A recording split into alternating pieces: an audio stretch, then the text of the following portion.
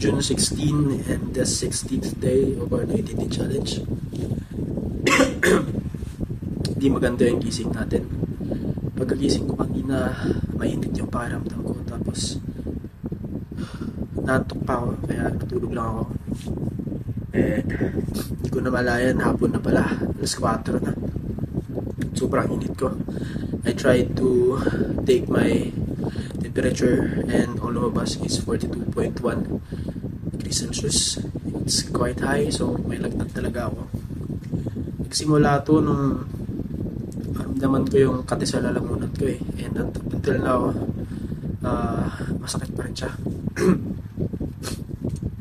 May plema pero it feels dry pag pinipilit ko ilabas yung phlegm, kaso uncomfortable naman kung hindi ko nilalabas.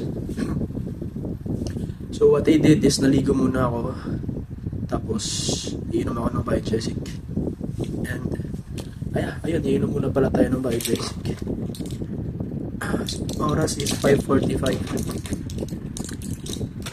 6, 7, 8, 9. So pag 9:45 hindi pa rin maganda yung pakiramdam natin, inom ulit tayo.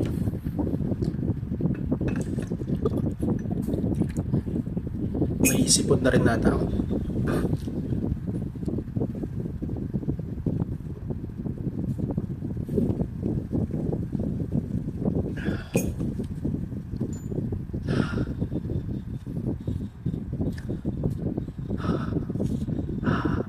Mainit yung yung hininga ko.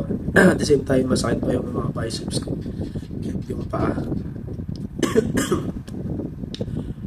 So, papahinga muna tayo today. And hopefully, gumaling na tayo by tomorrow.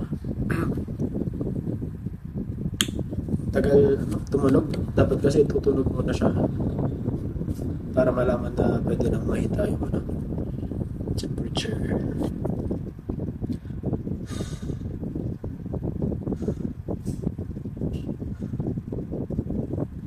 Please.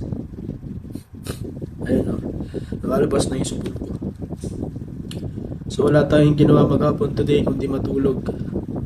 Sobrang sama ng pakiramdam ko. Okay na siguro to.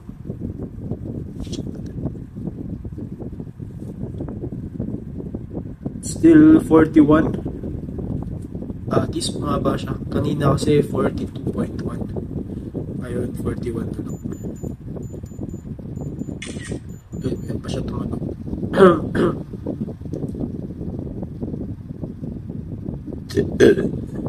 So ayun lang.